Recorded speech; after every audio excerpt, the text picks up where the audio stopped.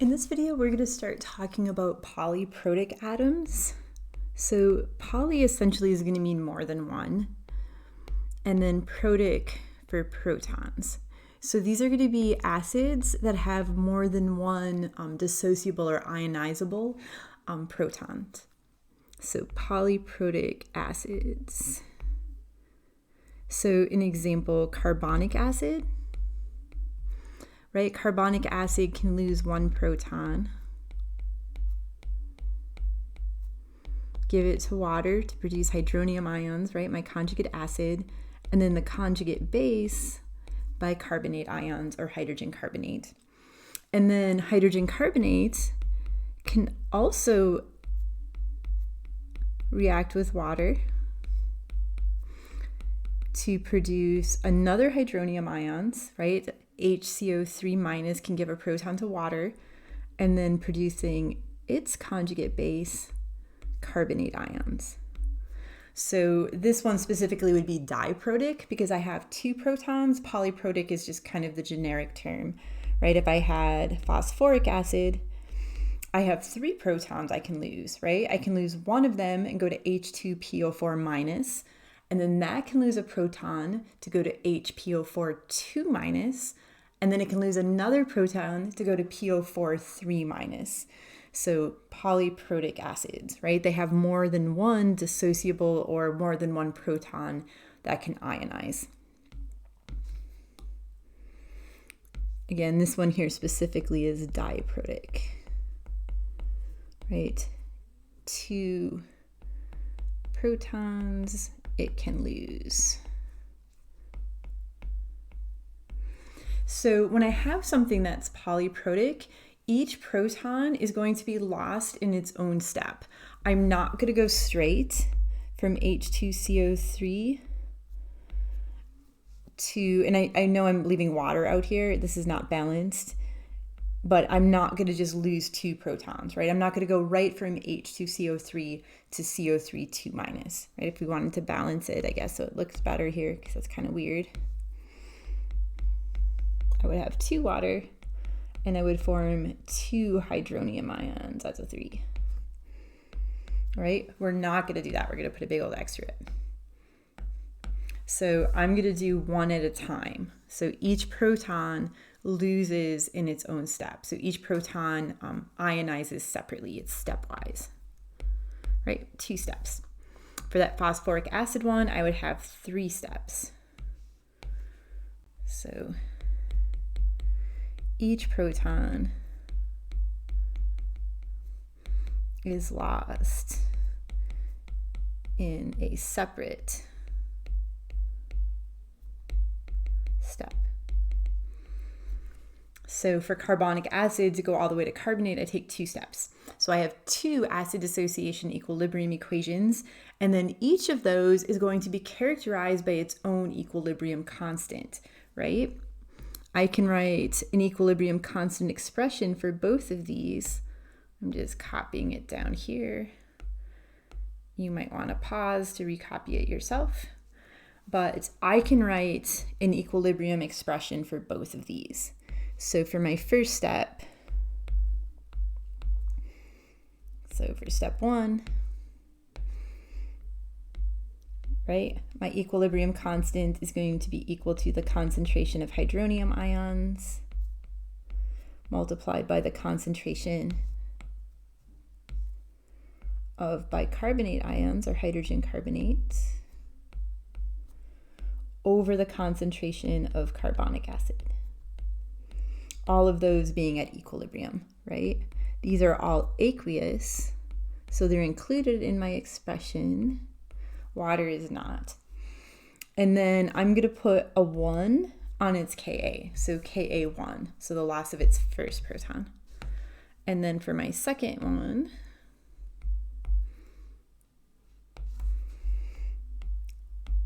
and I'm going to put a 2 this time because it's my second step. I'm going to have hydronium ions, this time multiplied by the concentration of carbonate ions, right? I'm looking at this time, over the concentration of bicarbonate ions.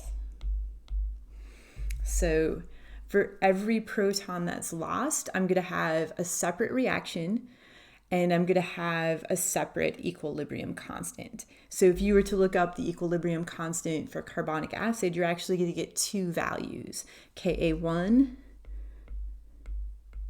and Ka2. Typically, Ka1 is always going to be much larger than Ka2.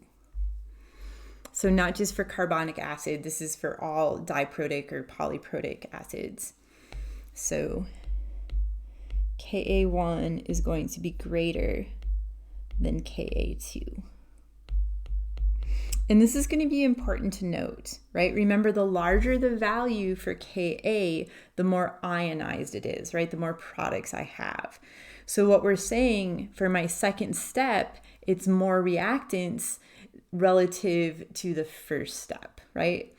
Essentially, it's more difficult to remove the proton in my second reaction than it is in my first reaction. And if we kind of go up and look at this, remember, protons have a positive charge. And in my first step, I'm removing it from a neutral compound, right? This has no net charge. In my second step, I'm removing a positively charged particle from something that has a negative charge. That's actually just more difficult. Because that's more difficult, I have less stuff over here relative to this one, so a smaller Ka. So my first Ka is always going to be bigger than my second. My second is actually always going to be bigger than my third, right? In my third step, I'm actually removing a positively charged particle from something that often has a -2 charge. So it's more difficult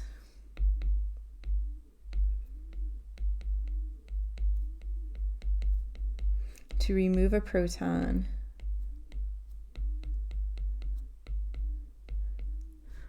from a negatively charged ion, right, than from a neutral molecule. So every time we take another proton away, it becomes more difficult. I do have the numbers here for us. So for Ka1 for carbonic acid, it is 4.3 times 10 to the -7th. And for Ka2, 5.6 times 10 to the -11th, right? The bigger the value for Ka, the stronger the acid. So that tells us that carbonic acid is a stronger acid than bicarbonate, right? Where that comes into play is when we calculate the pH, right? If I go back up and look at this again, remember, pH is a measure of my hydronium ion concentration. And I'm producing hydronium ions here, and I'm also producing hydronium ions here, which means if you wanted to do this completely correct without taking a whole lot of assumptions, we would do two ice tables. You would solve for X using this.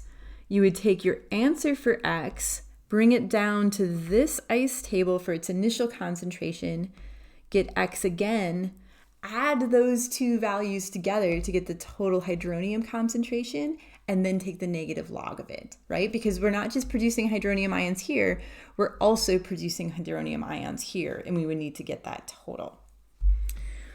What is nice for us, the fact that my second Ka is so much smaller than my first Ka, this amount that I get from my second reaction is often going to be considered negligible. If I was to do what I just explained, right, where I get a value for this, I get a value for this, and then I add them together, this second one often just rounds off, right? Because its Ka is so small, there's very little of this, right? If I have a very small Ka, I have very little of my products. So we would say that our first step is our principal reaction, and we can actually just use that reaction to calculate our pH. You can say that our first step, or our first dissociation, first ionization, whatever the better way to say it, is the principal reaction. Essentially, most of the hydronium ions that we're going to produce are going to come from that first ionization. So dissociation of carbonic acid in this case is going to be my principal reaction. Ka1 is going to be the one that I focus on. I want to go through an example, and we're going to actually do it both ways just so you can kind of see it.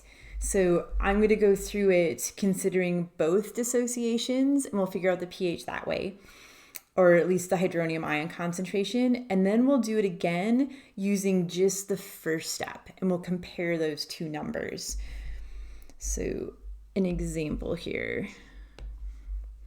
we're going to calculate the pH of a 0.100 molar carbonic acid solution. And Ka1, we have them above, but we'll just write them down here again. 4.3 times 10 to the negative 7th. And Ka2, 5.6 times 10 to the negative 11th. So what we're going to do is I'm going to write my first acid dissociation equilibrium equation. I'm going to set up an ice table. We're going to solve for X, which is going to be my hydronium ion concentration. We'll use Ka1 to do that. We're then going to take my numbers from my first dissociation. We're going to write our second acid dissociation equilibrium equation. We're going to plug those numbers in, solve for hydronium ion concentration again. So our first one, I have carbonic acid. And again, I'm just writing the equations I have up above. It's going to react with water, right? Water is going to act as a base here. So water is going to accept that proton, forming my conjugate acid, hydronium ions. And then I'm going to be left with HCO3 minus, right? My conjugate base. Initially,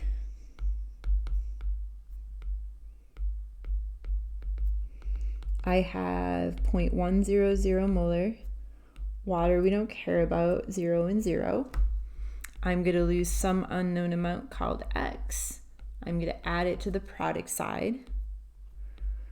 0.100 minus X, X, and X.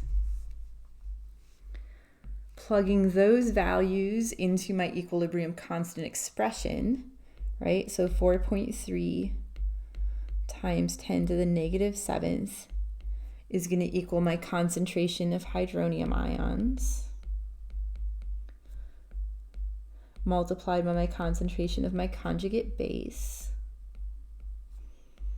over the concentration of my acid. And then of course all of those are equilibrium concentrations. So then plugging those values in, I'm going to have X times X, or X squared. And then I am going to use that K is small assumption again, right? Because my equilibrium constant is less than 10 to the negative 3rd, I am going to use that assumption, and we're going to assume that 0.100 minus X is about equal to 0.100, right? My equilibrium constant is small, so we can make that assumption. So I'm just going to plug this in as 0.100 instead of writing it with the minus X and then rewriting it. You've seen that a couple times already, right? And the reason we're doing this is Ka is less than 10 to the negative 3rd. You're going to find that almost all of your acid base, weak base solutions, this is going to be the case, right? Remember, only a small amount of it is ionized, only about 5%. So our equilibrium constants are going to be small values. So I'm now going to solve for X. So I have this number equal to this expression. So grabbing my calculator here.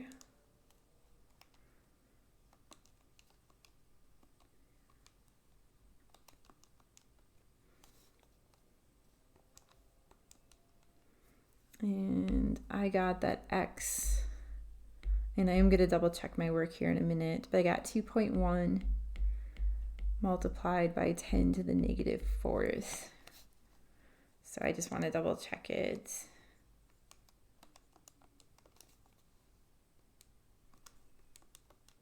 Yep, I got the same answer.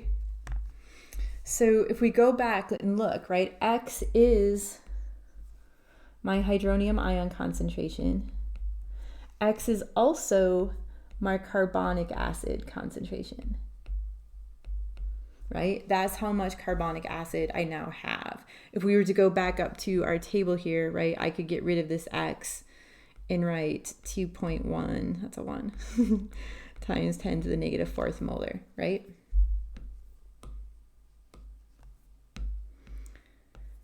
So what I'm going to do now is I'm going to write my second dissociation, right? I still have water. I still have carbonic acid. Carbonic acid is going to react with water. So I'm going to take HCO3 minus. I'm going to react it with another water molecule. I'm going to produce my conjugate acid plus my conjugate base. I'm going to make another ice table. And then my initial concentration for my bicarbonate ions is coming from here, right? My concentration of bicarbonate, I should put some units on there, molar, is 2.1 times 10 to the negative fourth molar, right? This is this. Water I still don't care about. Hydronium ions from this dissociation is going to be 0. And then this is also 0 to begin with.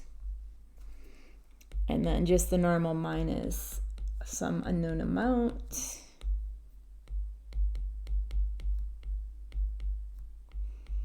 I'm going to write minus X, but then I'm going to just ignore it anyway, right? Because my Ka is definitely small.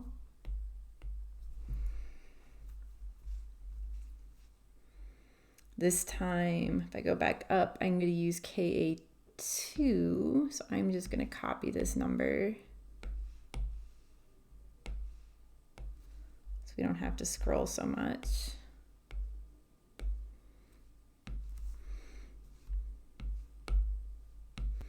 And then that's going to be equal to, I'm just going to put the numbers in. Hopefully you guys are okay with that. But it would be the concentration of hydronium ions, right, raised to the first power, multiplied by the concentration of carbonate ions, also raised to the first power, over the concentration of bicarbonate ions. Hydronium is X, carbonate is X, so X squared. And then using my assumption, this is 2.1 times 10 to the negative fourth minus X, but I'm going to assume that minus X is negligible compared to that number. So I'm just going to leave it as that. I'm going to solve for X.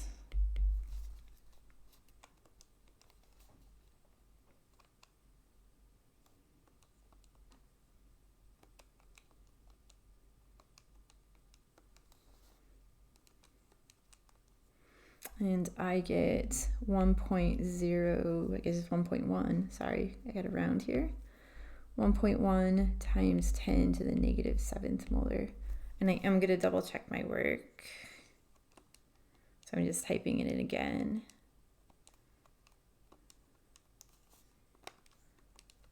And I got the same answer. So again, this is hydronium ion concentration from this dissociation or this ionization. It's also my carbonate ion concentration. So if we wanted to calculate the pH, right? pH is the negative log of my hydronium ion concentration. So up here, I have hydronium ions from the first ionization. I also have hydronium ions from my second ionization. So to get the total number of hydronium ions, I'm actually going to add those together. So H3O plus, I'm going to take 2.1 times 10 to the negative fourth molar. I'm going to add to it 1.1 times 10 to the negative seventh molar. And sorry about that, grabbing my calculator.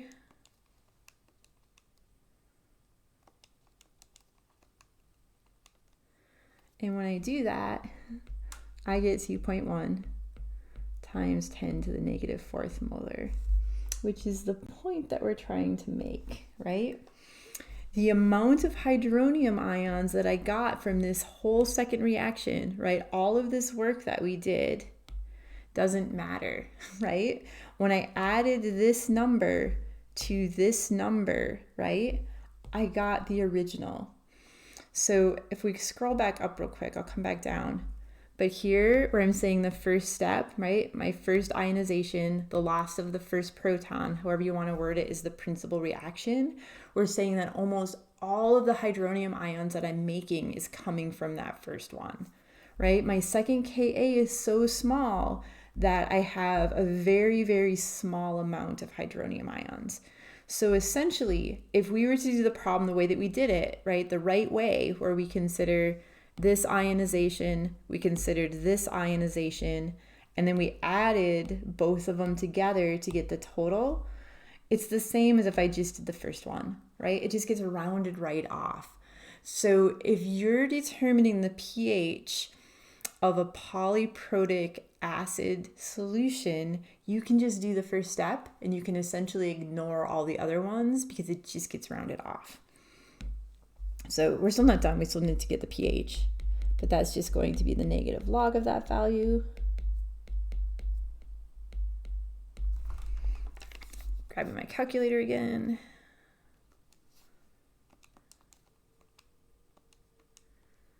And I get 3.68, which is 2 sig figs. Remember that new significant digit rule, right? Only those two are counting.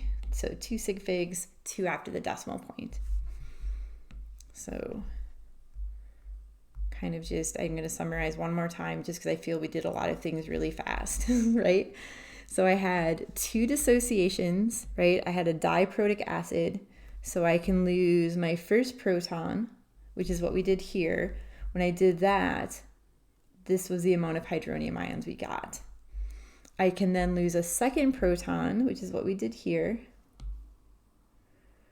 And when we did that, this was the amount of hydronium ions we got. So we then added them together to get the total amount of hydronium ions, so we could then take the negative log of that to determine my pH. And when we did that, everything from this second step just got rounded off. We could say it's negligible.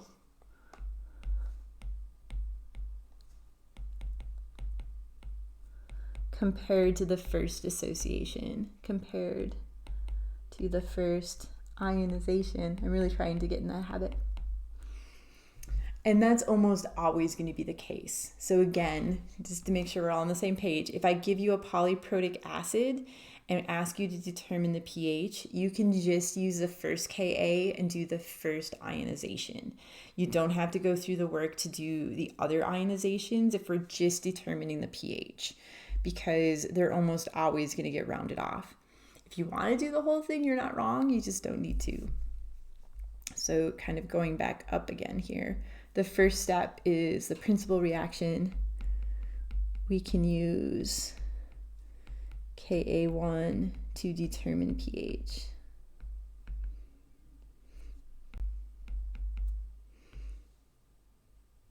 So if you're only determining pH, we can do that.